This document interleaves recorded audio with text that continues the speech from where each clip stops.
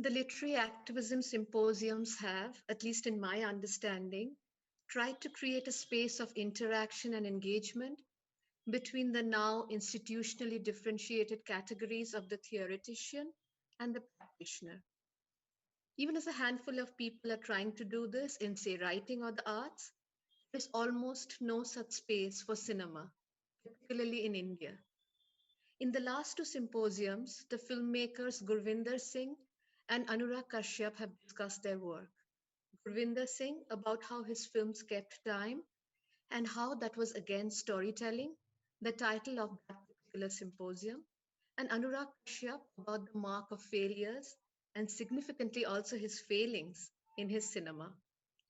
Energizing and enlightening as their talks were, it also seemed necessary, and I would say urgently necessary, to listen to someone from the other side in a way we rarely get to in India, a practitioner, by which I mean an insider to the intestines of what went into the making of a film, a practitioner who was now looking at films with a variety of knowledge systems. There could be no better person than Debashri Mukherjee to do this. I began reading her book Bombay Hustle, Making Movies in a Colonial City, soon after it was published last year. It was recommended to me by two grad students. Grad students almost always have better book suggestions than the 10 best book lists in the newspapers. I was immediately struck by her approach. What academia will call method, it's been called transdisciplinary by her publisher, for want of a better word. That's not her fault, of course. I began sharing excerpts of the book with students and discussed with them, with hope and joy, how it was possible to transform the archive into something as alive and living as Devoshri had done. She calls it cine ecology, and I'm hoping she will talk about it during her talk or later. Devoshri Mukherjee, before I forget to introduce her, is a film historian and media theorist. Trained as a filmmaker, she worked in Bombay's film and television industries from 2004 to 2007 on projects such as the film Omkara. Devoshri is assistant professor at the Department of Middle Eastern, South Asian, and African Studies at Columbia University and is author of the book that I just mentioned, Bombay Hustle, Making Movies in a Colonial City. It was published last year. The title of Devoshri's talk is Cinema and Its Others, Decolonizing the Human, and she'll be sharing with us what it means to decolonize the category human and how the post-human turn might help us to, and these are her words, decenter the human as the presiding figure of anthropogenic planetary devastation. She argues for a shift from decentering to decolonizing, and she'll be discussing two films, Anamika Haksar's Taking the Horse to Eat Jalebis and Abhishek Chaube's Sonchiriya. Over to you, Devasri, and thank you for joining us. Thank you so much, Shumana, for that warm introduction. Can you hear me? Um, I have to admit, I have to begin with a note of thanks. First of all, to Amit Chaudhary for inviting me to this very, very, I think, important conversation. And I was a bit surprised by the invitation, but now it's all becoming clear. But perhaps I think, fortunately or unfortunately, I'm not discussing my book today. I actually took up this call to think through some things that I'm currently reading and watching and muddling through. And I thought it would be an interesting opportunity to do that along with all of you today. And I have to say that I also feel very honored to be speaking today at Ashoka University, especially at a time that's a very difficult time in the lives of universities across India and the United States. So let me begin. I'm just going to keep a kind of a slideshow on through the presentation. Let me first try that.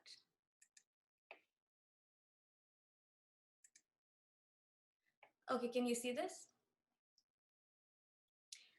Okay, so I've been thinking a lot about what it means to be human. Perhaps all of us have.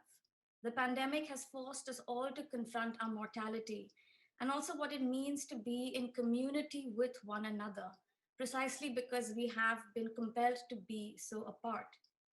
Antonio Gramsci, a thinker so pivotal to post colonial studies from South Asia, reminds us that, and I quote, the starting point of critical elaboration is knowing thyself as a product of historical processes to date, which have deposited in you an infinity of traces without leaving an inventory. Therefore, it is imperative at the outset to compile such an inventory. That's the end of the quote. So, how do we know ourselves to be human? This question is at the heart of much decolonial thought. What are the mechanisms of knowledge that have enabled some humans to claim mastery over the world, to assert dominion over nature, to subjugate other human and non human beings to their will and instrumental reason? Am I not human? Is a question that continually recurs for those who feel forsaken by euphoric proclamations of human progress. Are they not human? Is another question that reverberates for those who are discomfited by the logic of the greater good. In recent years, the humanities and social sciences have seen a distinct shift towards what is called the post human turn.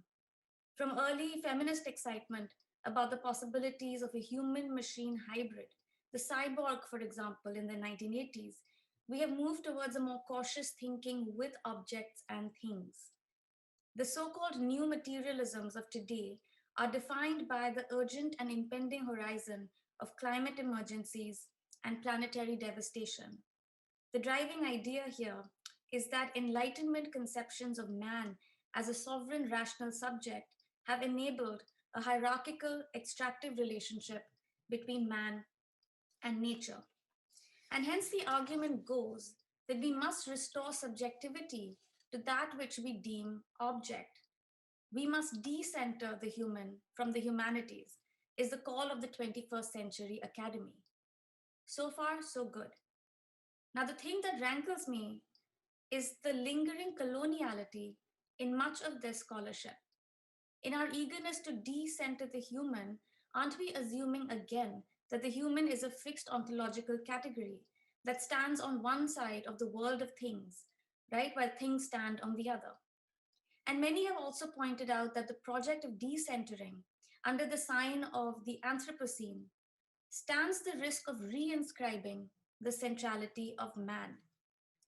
What I want to suggest today is that the urgent task is not so much to decenter the human, but to decolonize this category, which once again presumes to speak to the universal modern human subject. Sylvia Wynter, writing from the perspective of feminist Black studies, has consistently reminded us that the dominant and commonsensical usage of the term human actually refers to man with a capital M, a modern, secular, and Western vision of the human that rests on racialized hierarchies.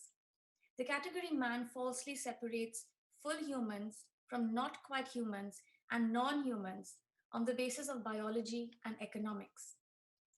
This conception of man prevents us from seeing humanness as differentiated rather than available to a select few, and prevents us thus from seeing ourselves as continuous with many others in shared and often unshareable modes of life.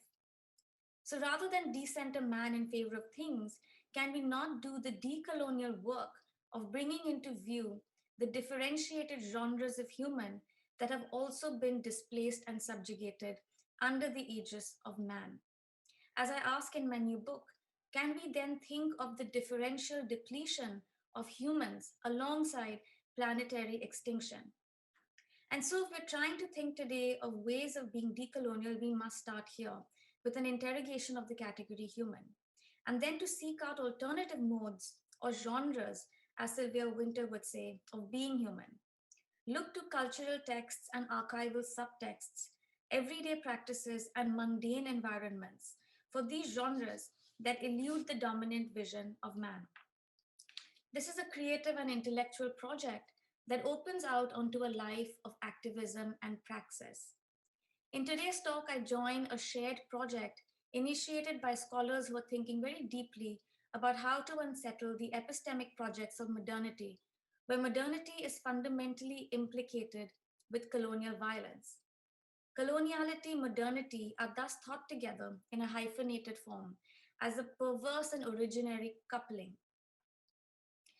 Drawing on decolonial theory developed in Latin America in the 1990s and inspired by a rich oeuvre of anti colonial and anti racist thought that can be grouped under the rubric of Black studies, I will offer some cinematic insights on how to think against the colonial training of our minds. The separation of human from non human, the hierarchization of some humans above others, rests on processes of abstraction, linearity, and universality. What is disallowed within this episteme is particularity, embodiment, and most crucially, relationality.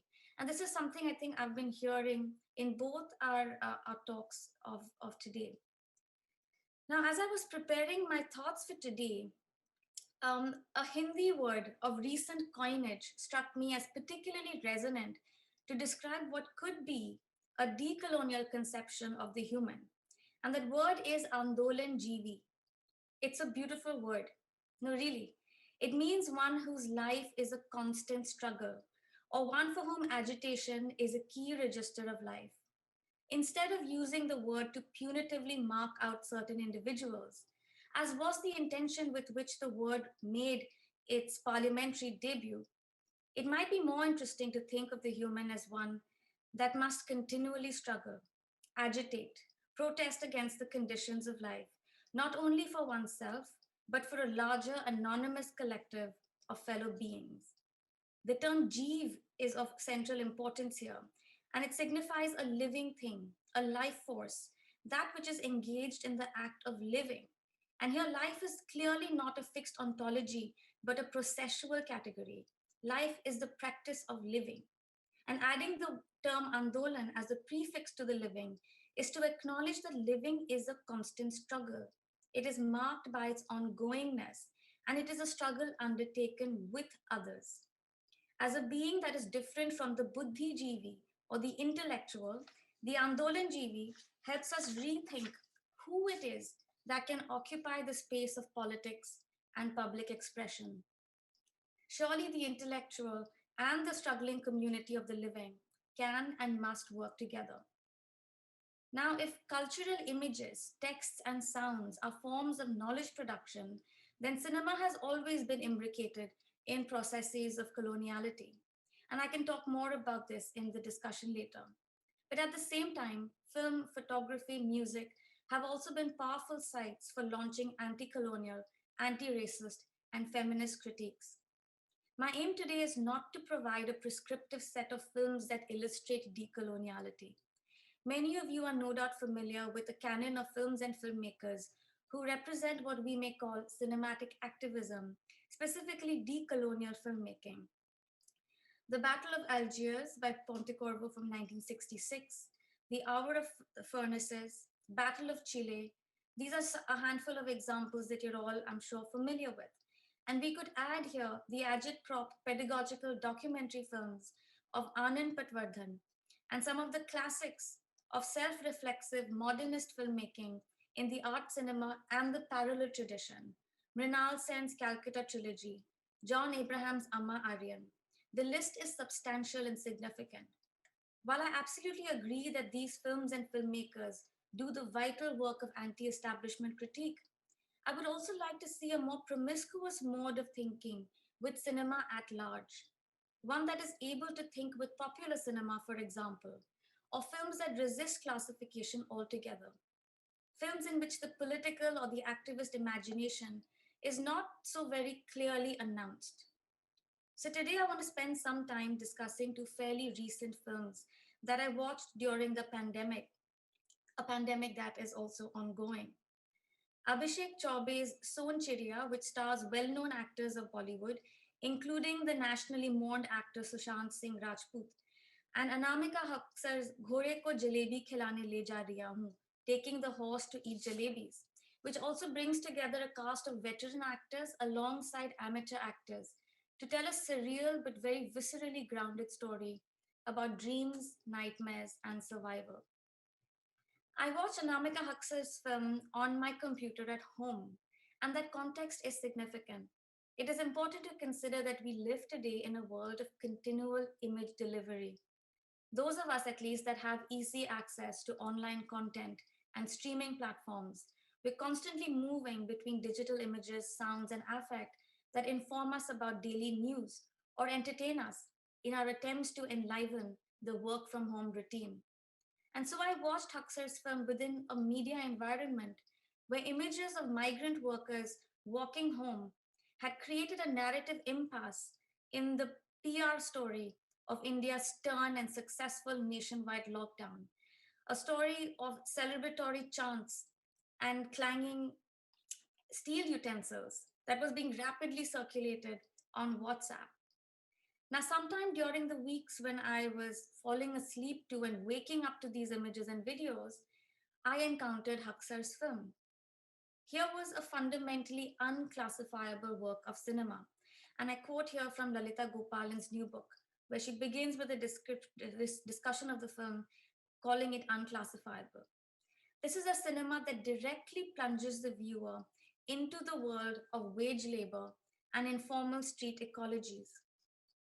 The film begins with a title card that declares that the film is culled from interviews and dreams of pickpockets, street vendors, small scale factory workers, daily wage earners, domestic workers, loaders, rickshaw pullers, and many others laboring in the city of Shah Jahanabad, Old Delhi. We then get the opening credit of the production company, Gutterati Films, and you start to kind of develop an anticipation of what's to come.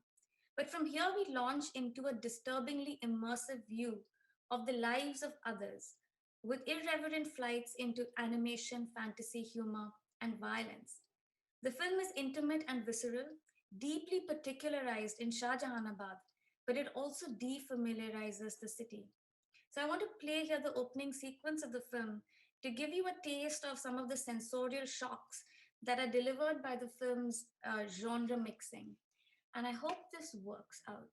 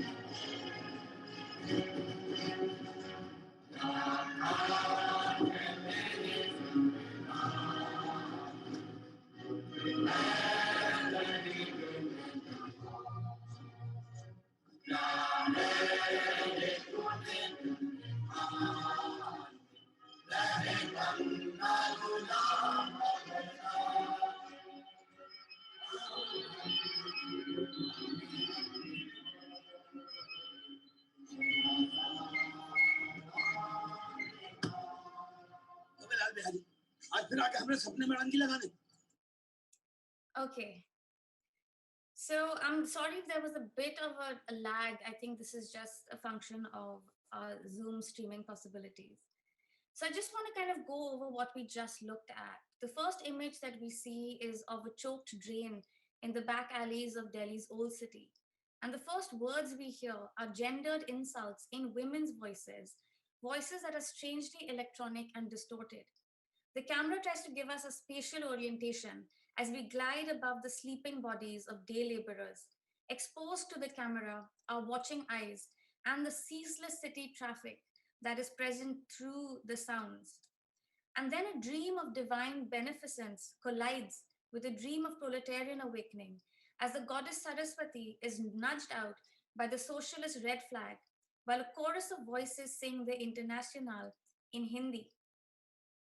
While our protagonists dream different dreams of the future, there is no escape for the viewer who is rapidly drawn into a polyphonous dream world in which we access the fleeting thoughts and the contradictory desires of a multiplicity of precarious lives. Are these Andolan Jeevis? I ask under my breath. The film doesn't just stop at depictions of dreams that happen when the body is asleep at night. There are daydreams with eyes wide open. For example, there is an early scene in which, sorry, there is an early scene in which a wage worker um, is so affronted by the casual violence of a godown owner that he responds to this violence with a dream of reversal.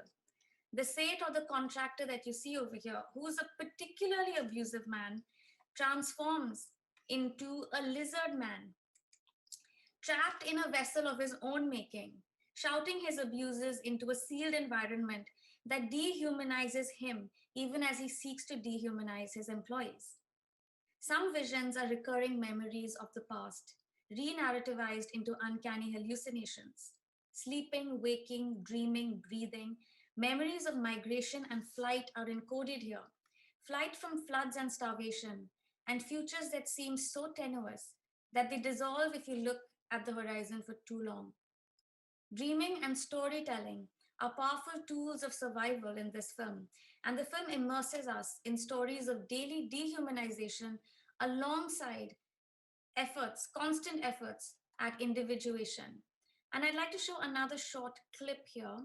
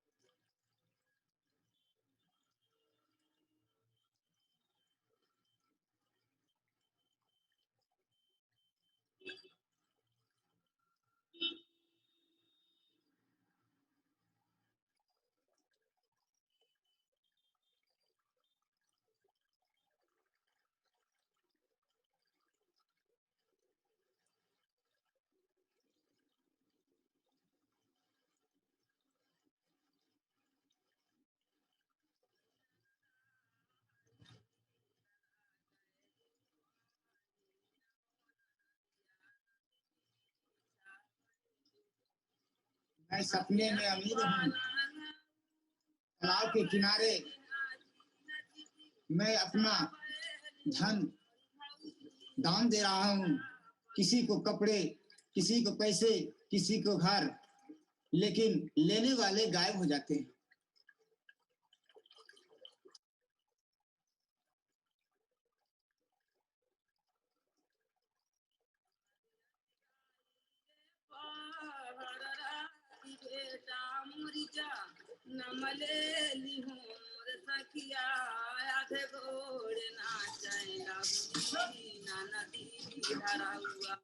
So in the interest of time, I'll stop here. But the film is pretty much a montage of many such dreams which blur into nightmares, um, that constantly collide against each other. And we're given a sense of this place, right, of what Shah Jahanabad is, if it's a space that's comprised of multiple desires, dreams, and memories. And I think a question that stays with you once you've done watching the film is, who is to say that this dream world is not a real place, or that our real world is not exactly this, a whirlpool of incommensurable visions and nightmares that are constantly encountering each other. Taking the horse to eat jalebis doesn't offer us any easy vision of emancipation, nor is it about spectacles of suffering. Rather, it brings into view the many interconnected histories that define us and our place in the world. Now, sorry. Now, this book is something that I've been reading this past week, and it's been very useful for me here. Julieta Singh zooms in on mastery as the discursive and the material infrastructure of colonialism. She cautions us that in our efforts towards liberation, we must not and cannot adopt the same discourses of mastery. Anti colonial movements or decolonial struggles are doomed if they persist in practices of mastery, be they corporeal, linguistic, or intellectual. In order to loosen the hold of mastery, Singh says, we must learn to read for it. If we can do so, works such as Anamika Huxley's, while in no way offering guidelines for a prescriptive future politics, ask us instead to open ourselves to reimagining ways of relating to each other, to others that are human, non human, and inhuman, to which, even if we disavow them, we are mutually bound. Now, the work of decoloniality is more than the historical process of decolonization. In fact, it transcends the historical time of colonialism and now properly addresses the age of nationalism. It is in the name of nationalism, as we know, that some of the most extractive and non egalitarian policies and processes have been enforced in both the countries that I'm currently straddling, right, India and the United States, consolidating older categories of human classification and the marginalization of populations. Post colonial cinemas from India have responded with vigor to these questions, and we might do well to pay heed to some recurring cinematic figures that appear in these cinemas. Figures such as the bandit and the bagi, the tapori and the sex worker, the ghost and the churel, the witch, who call attention to the failed promises of the modern nation state. These figures shout to us from the margins of filmic narratives as well as the commercial centers of film economies, refusing to be silenced while also speaking in tongues that are not readily audible. So here I want to turn to the film Son Chiriya, which was also released in 2019. The film reconfigures the colonialist genre of the Western to implicitly lay bare the everyday and the spectacular violence of the nation state. Historically, the Western is a border marking genre with a territorial logic, spatially delimiting zones of freedom and human possibility in the frontier lands of the settler colonial project, crafting a pulp origin narrative for the United States of America. Abhishek Chaubey draws on the stylistic panache of the Western genre as it was reconfigured in the 1960s and 70s, often in ways that are now considered revisionist or even anti Western in their ideology. The formal features of the classics of this reprised Western lend themselves beautifully to stories set in the Badlands of India, the arid Chambal Valley with its own legendary and notorious era of bandits and outlaws. Now, the bandit in Son Chiriya is a complex figure, beleaguered and desperate, cursed and morally repentant, caught between a life of violence and privation on one hand, and the only other possibility being surrender to the state on the other. And the film is set in 1975. It opens with a weary and dusty band of dacoits confronted with a dead snake blocking their path. And this is the first shot of the film. The leader of the group, Man Singh, played by Manoj Bajpayee, invokes the mother goddess and they move ahead. But they're unable to really move on. Soon after, one of the gang members, played by Sushant Singh Rajput, sees an apparition in a river. A little girl's phantom body seems to float past as he washes his face in the river. It turns out that this same apparition is haunting the gang leader Man Singh as well. And so the first sustained conversation in the film, and this is a film with very sparse dialogue, the first conversation is about fear and death. So Shan Singh believes that the dead snake was cursed and that they have a curse that is following them. And soon after this, we are introduced to another spectral figure, another female figure, the legendary Phulan Devi. And this is the actor that plays Phulan in the film. A group of dominant caste Thakurs wants the gang to get Phulan off their backs. She has become a monstrous avenging spectre on a mission to punish the men who brutalized her using all the social tools of caste and gender violence. There seems to be no real recourse for Phulan via the legal apparatus of the state, given the structural complicities of the police. And so both Phulan Devi and her enemies seek recourse in the fugitive apparatus of banditry. And we start to realize that this group might actually be in crisis. They're well past their glory days. Broke and desperate for money and munitions, they set off to loot a wedding party. The film now introduces another female spectre, Indira Gandhi.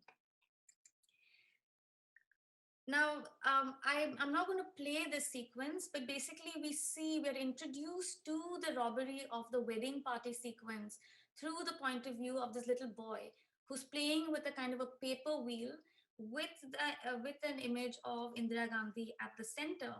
And as the gang enters into the village, that visual is overlaid with the sound of a radio announcement where we hear Indira Gandhi's voice on the radio as she announces the declaration of emergency. And now, after this, it's a failed attempt at robbery. The curse that was so feared fulfills its mission. The leader of the gang is killed in an encounter here with the STF. And a particularly vengeful police officer hangs his corpse up and parades it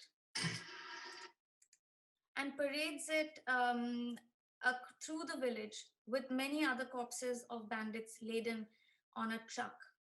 Now, two junior constables are watching this degrading spectacle, and one exclaims aloud, "This is dehumanizing. Why must a wretched corpse be treated thus? After all," he says, "Man Singh is a human." Now, this appeal to humanity of the corpse is quickly deflated when the next sentence is, "Man Singh is a Thakur." And this is how the film exposes the regimes of thought under which humanity is not a shareable category, but conditionally granted to some. Caste is the currency of this world and a central concern of the film, which characterizes our ensemble of protagonists, their motivations and their values, inscribing the very landscape of the Chambal Valley with the divisions between those who can be touched and those who are rendered untouchable. In foregrounding caste as the structuring reality of this world, Sonchiriya confirms that the Enlightenment conception of man must be thought alongside and with a Brahminical conception of man. We, the post-colonial subjects of independent India, part of the global South and proud claimants of the global stage, cannot absolve ourselves of our own narratives of mastery, our own naturalized separations of the human and the less than human. Calls to decolonize cannot be restricted to imperial outsiders and assorted foreigners. And both films that I discussed today confront the colonialist and casteist structures of modern India from the inside. And here, the film is joined by its final female specters, or rather fugitives. The gang has to take on a young Thakur woman who is fleeing her village with a child in tow. The little girl has been raped, and the woman, played by Bhumi Pednekar, is desperately trying to get her to a hospital. The gang takes them in out of an honor code, which is to protect members of their own caste. And the adult woman is also a Thakur. But the child, as it is soon discovered, has her Dalit identity branded on her arm. Again, there is no escape. Soncheria deftly picks apart the tight coils between different forms of fugitivity marked by caste, gender, class, and religion, using the apparatus of myth and legend, that which has been called unreason in the bourgeois urban imagination. Dead snakes serve as ominous messengers here, and dead girls return as ghostly specters, reminders that the past cannot be repressed for long.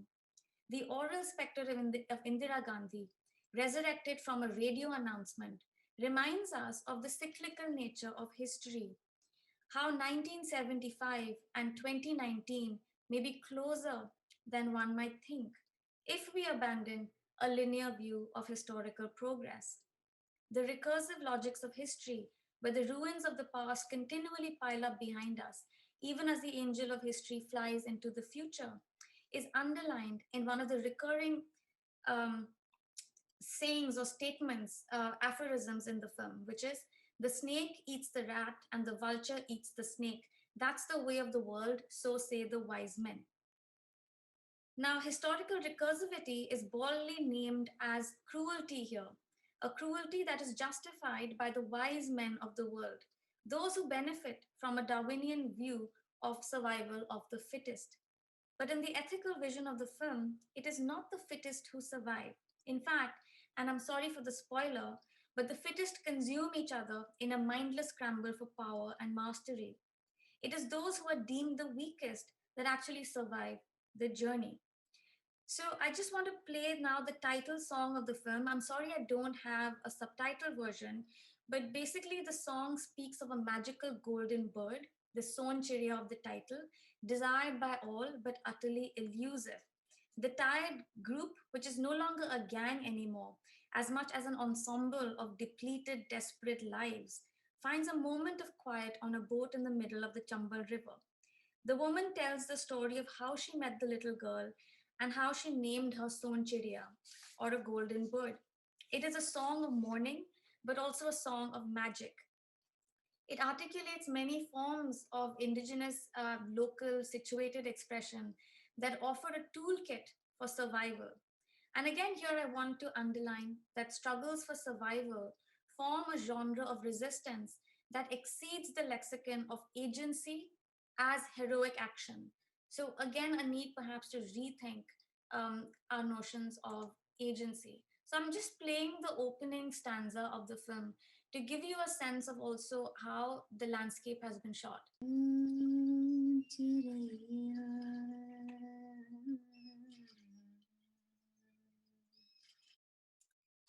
Okay, and that song is sung by Rekha Bharadwaj. Now, what does it mean to make a girl into a bird? This is obviously a mythologizing operation, and the mythic is the narrative genre par excellence for origin stories, for stories of who we are and where we come from. In choosing the genre of the Western, Soncheria tells us a disturbing origin story, one in which we are all implicated. Yet it doesn't pretend to speak for all humanity. Its affective decoloniality lies in being obstinately specific, grounded in a Bundelkhandi dialect that refuses to make concessions through translation. In this song, we also see the production of what might be called an aesthesis of the local. The camera plays with scale and landscape, situating the human ensemble within an environment that is not merely a backdrop. River, sky, birds, light, hills, dust, people, boat, blood, they all form a tenuous but vital ecological assemblage, one that cannot be replicated in any other place in any other time. Situated struggles arise out of particular geographies and temporalities. The harshness of this arid landscape, the life giving waters that also carry ghosts, and as you will soon see, hungry crocodiles, are inextricable from the human and the more than human, as signified by constant invocations of the mother goddess. Jai Bhavani and worship of Bhavani constantly figure in the film. In the song, we're seeing a temporary moment of co becoming what we might otherwise call collectivities or communities, something ephemeral but real. This ephemerality is significant because the iconography of boats veers generally towards a certain futurism, with a grand destiny awaiting the future of man. In a long line from Noah's Ark to sci fi dreams of rebirth, and I was thinking here of the film Children of Men. But here I find no such reproductive futurism. A fugitive woman and a damaged child, broken men with broken bodies. Where could they be headed?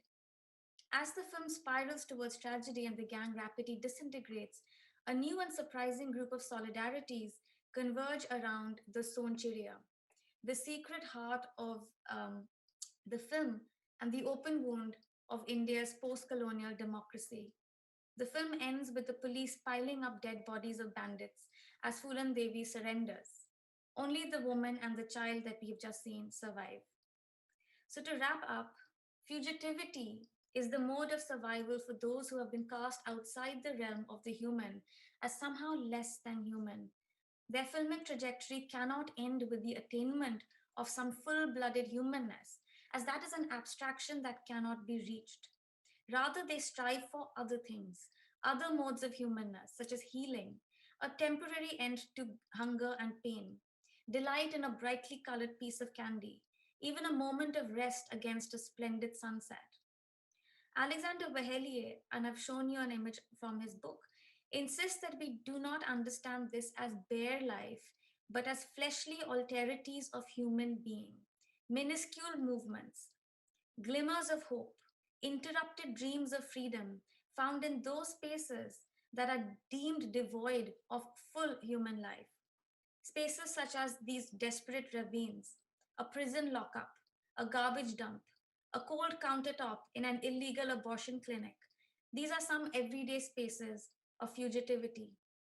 Now, both the films that I have discussed today refuse any prescriptive visions of resistance or happy solutions. They dwell in the imaginative impasse, the narrative aporia, and they compel us to dwell in these fugitive spaces as well. Both films are committed to embodiment, the fleshly nature of life and of thought. Histories of bodily violence and deprivation form the grounds for tactics of survival and struggle. Both the films also move away from narratives that follow a single protagonist and give us ensemble casts in which individual characters get fluctuating narrative and visual weight. While one film is marked by a frenzied montage of images and sounds, the other deliberately slows down what is a familiar frenzy of the action film. I have chosen to think with them today because they give us glimpses of modes of relational being, human becoming, that may not be fully legible or graspable as human, at least not yet. And together, both the films also help us think beyond the boundaries of the urban and the rural or the hinterland, where human domination and refusals of domination are ongoing and connected. The Hindi or the Bengali phrase that is most commonly used to refer to living things is the compound phrase Jeev Jantu, which brings the non human animal into an imagination of what constitutes the world of the living. It opens up a world where climate activists can clearly see the entanglements between forests, rivers, cities, air, and livelihood. In opening and closing my talk today with the word Andolanjeevi, I didn't mean to invoke the specter of someone that we might rather wish away, but I sought to reimagine the possibility of this word and rescue it from a colonialist imagination of a police state where acts of collective solidarity are they're incapable of being understood outside the logics of instrumental and cynical individualism. The category of human has been unstable from the outset, hegemonically designed to create artificial divisions between people and other people. It was coded from the outset with its own breakdown. And again, to return to Sylvia Winter at the end, I'd just like to make a modest suggestion that being human might actually be simply a praxis. And here, all those who choose to protest against the limitations of the man made world offer us very important lessons for how to be and become human, which is vital for the future of this planet. Thank you. Thank you, Devasri. Uh, that was really wonderful. And I was thinking of the many films that I have watched over the last 2 years that kind of illustrate what you were thinking. And I'll come to one of those examples, which has become a favorite of mine, Pratik Vatsal's film, but a little later. Um, the first is because you mentioned the Western and the subversion of the Western. I was thinking of something that is almost a pet peeve of mine. Um, I was reading reviews of Soncheria, and I wanted to ask you something that bothers me about Indian film critics and Indian literary critics or literary reviewers as well. It is about slowness. I mean, they diagnosed it in Satyajit Ray, they diagnosed it in Moneyball, and all the reviews that I have read from Anupama Chopra to even those I like seem to be united in ascribing slowness and as if it were a defect of the film to Abhishek Chaubey. So, do you think of this because the experience of time is so utterly human? I think one of the things that makes us human is this inhuman construction of time. So, do you think of this in terms of decoloniality as well? This relationship with time and the human? That's a great question. I think in a film like this, which is very self-consciously, the Soncheria, which is very self-consciously trying to work within and against the genre of the Western, and the Western as a film premised on action. Um, in this film, slowness becomes a kind of a primary vehicle for that contestation, right, of the logics of the Western film. So I think in this film, working with genre, slowness is definitely doing that work. Slowness is also something that I think, while seen as a defect by many mainstream film critics, is also overly celebrated by those that celebrate art cinema. So the marker of a festival film, so to say, is slowness. You recognize immediately that you're sitting in an auditorium at the IFFI watching a tourist film because it's so slow. So I don't think slowness in itself is something I want to privilege as being the kind of ultimate cinematic marker of decolonial strategies. But slowness used in the as argument, right, within a particular context, which is why Anamika Huxer's film, which is anti-slowness, is completely frenzied. It's also doing such powerful work, and there again, that temporality is different. If you mean by that slowness and decoloniality as a sense of how cinema can convey the duration of being, of dwelling, of inhabiting, right?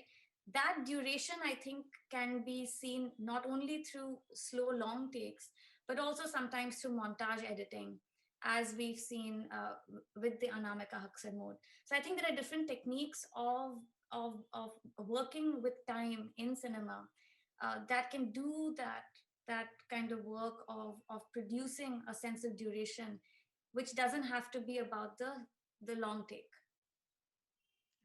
Thank you. The other has to do with Aksar's film. In Ghode ko jalebi khilane le ja rahi hu, I find the use of the figure of the tourist guide very telling. Um, Delhi as a tourist spot, and as he says, the many Delhis. Um, my interest is in the English that the tourist guide of the other Delhi speaks, as it were. So the adding of ing to Hindi words, something we've been doing in school or in Bangla or Hindi for decades.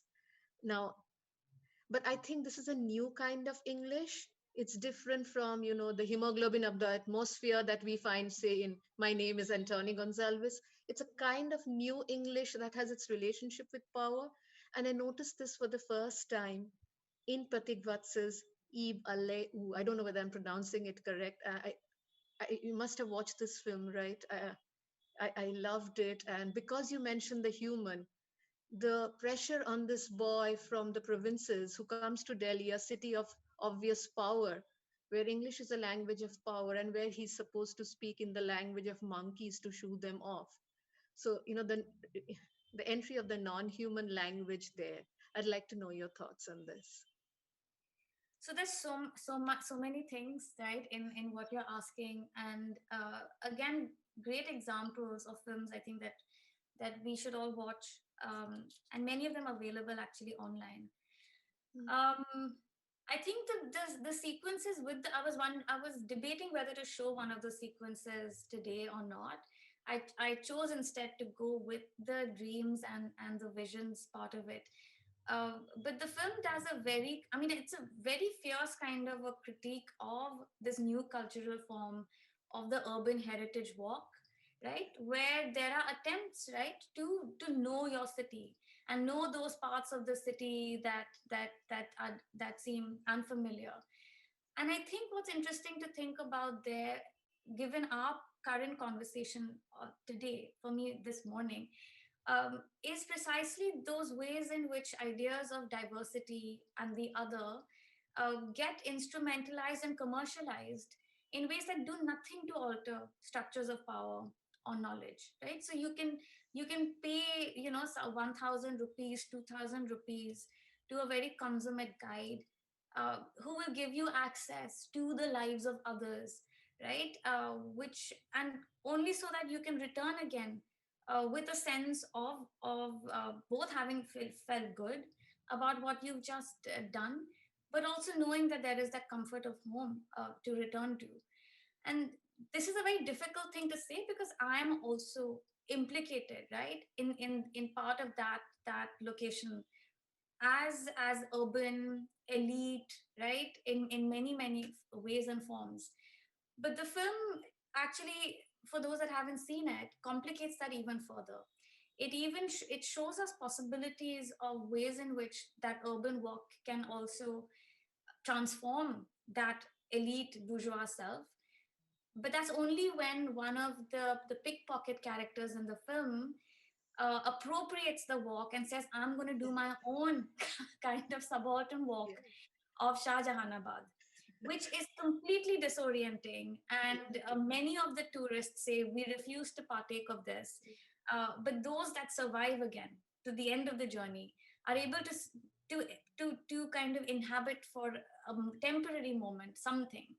So there's just many levels at which Anamika Haksar and the film doesn't spare anybody, including that subaltern subject who, in one of the sequences, just after he's done his subaltern walk, um, encounters a female rag picker and is staring at her as if he's seeing something new for the first time in some way. And the woman immediately rebuffs him, right? Thinking that this is obviously another kind of male predatory figure, and showers a barrage of abuses on him. So many ways in which what is the relation between self and other, is being questioned in the film. Um, yeah, and I think the Eve Alehu example is obviously very pertinent, and it's the question of, again, the non-human animal, right, or the non-human thing, or to think with trees and hills and rivers, and even local forest spirits, for example. What does that do? How can that help us think again about these questions, um, outside of these kind of hierarchical boundaries, but more relationally? But yeah, I'm happy to chat more about these things. I also found the casting very clever. Using the Mungeri Lal person as a dreamer, after 25 or 30 years, the person we met on Doordarshan. We have two questions. The first is from Shreya. Can one question the very form of cinema as Western, if not colonized? The authority of the camera is rarely questioned, and in the context of the first film that was discussed, the gaze of the cinema expands to capture in quotes, the realm of dreams of the marginalized. The entry of camera in India also has colonial origins, and it was used primarily for police work and for documenting the natives. Mhm. That's No, so Shreya's question. that's a great question, right? And definitely, it's something I mentioned at the outset. that the camera has been implicated in the projects of colonialism and ongoing coloniality, from the outset until today. And there are many ways in which those of us that do kinds of histories of media forms and media technologies are able to recognize that some of the emergence of many of these forms was aided by their instrumental kind of a use in certain forms of policing, surveillance, and so on. And I'm doing some work on photography, to that, on those lines. And cinema also has been used as a mode of capture very directly. But the thing that I'm interested in thinking is that how that to be able to historicize technology, right, and to be able to see its kind of implications within certain regimes of power and knowledge doesn't preclude us thinking about the other possibilities again of the camera. And again, if we think of the camera and the filmmaker and the subjects and the environment within which the camera is placed as relational, right, then we can see that there are possibilities for shifting valences of power between each of these actors within this kind of ecological field, which is to say that the camera isn't, according to me, intrinsically colonialist. There is always something of the extractive, I do agree, in that moment of taking of the photograph, but there are many ways, I think, in which some kind of really, I mean, sometimes deeply thought, and sometimes perhaps not that deeply thought, spontaneous ways of encountering a field, an environment, another through the camera becomes useful. And I think here there was something I was thinking about actually, earlier, which was about who are these filmmakers that are shooting these films. And it's very important that Anamika Huxer actually places herself biographically within this film and within this milieu, right? And there are many ways in which she kind of also makes herself present in the film and vulnerable in the film. This is a part of the city that she has childhood ties with, but is seeking to kind of revisit, reimagine anew. And to do that, she spent, I think, a few months, at least several months, of intense kind of workshops, discussions, conversations, just hangouts with people who later agreed to share with her some of the conversations that you see in the film. But yeah, I mean, I think this is the question we have to always ask: that from what position, what is the camera gaze kind of, what work is it doing? Is it a work of capture? Is it a work of encounter? Is it a work of dialogue? And I think the same kind of camera techniques um, may not always mean the same thing in terms of what is the ethics of that view. We have three more questions and we are running short of time. Let me read them all to you and you can probably find a way to answer them all. The first of these is from Paul Dave. Do your films suggest how we might acknowledge the humanness of the figures that they present, both inside the cinema hall and outside it? The next one is from Karthik Nair. Thanks for such a provocative and rich paper, Devoshri. I really appreciated the way you introduced us to the urgent intellectual project of decolonizing the human. I wanted to ask you about how there was what I thought an interesting tension between first the films and what you were arguing about them, that they are forms of knowledge production, exploring new ideas, or even structures of feeling about the abject of spectral wealth. And second, the method by which you were making the argument, close analysis of style and narrative, including the use of clips, stills, which I think of as a cornerstone method of the, shall we say, unreformed humanities. It constitutes an observing, perceiving, and reporting human subject that doesn't seem so far from the Enlightenment subject. I might be asking something long dealt with in the literature, so please forgive me. The question from Shreya I have asked. Yeah, I think these two. Thank you so much. I think these are such great questions, and I approach them in the spirit of an ongoing conversation, because I will not claim to be a master of these topics. It's something I'm trying to think through.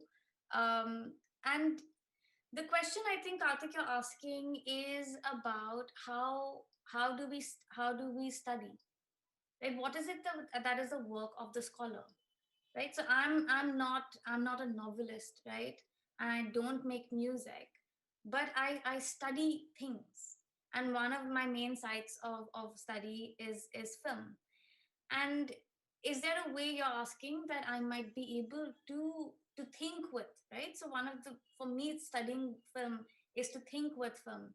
And you're asking, is there a way to think with film, right, and then present that thought, right, in a forum such as this, that is not replicating those same forms of knowledge production. But I guess my interest is not so much in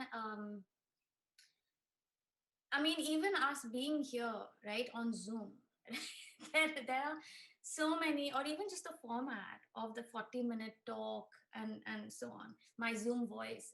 These are all definitely implicated in certain kind of established forms and modes of the academy. But I think the question is something actually quite different, which is how to take seriously certain images and sounds, right, that are produced in the world of filmmaking, and how to be able to do some kind of solidarity work with them, right? How can I approach these films and be able to articulate what valuable work that they are doing for this shared project of kind of rethinking of coloniality. And in order to do that, I can't abandon these films and refuse to talk about them. That often does become a kind of a default, that then one can speak of nothing, one can look at nothing, right? One can only talk about the self. And again, the thing that I'm trying to ask and assert in this question of colonizing the human is that the very question of even turning inwards to the self is always already a question of the other. And that's why I started with the idea of knowing thyself, right? That this is not an escape, navel gazing or saying I can only ever turn the camera at myself, the only form of image production ever in the world can be the selfie, right? That cannot be the solution, because there one is obfuscating the fact that this thing that I'm saying is myself is continuous with all these other beings, right, that I'm feeling embarrassed to perhaps approach or think about or talk to or touch. So I think it's a little bit more complex than that. But I'm grateful for the question. Thank you. Two comments. Such a fascinating session. Thank you, Professor Mukherjee by Mridula Sharma. And thank you, Deboshree. Wonderful talk by Francesca Orsini. Thank you. Thank you, Deboshree. I really enjoyed this session.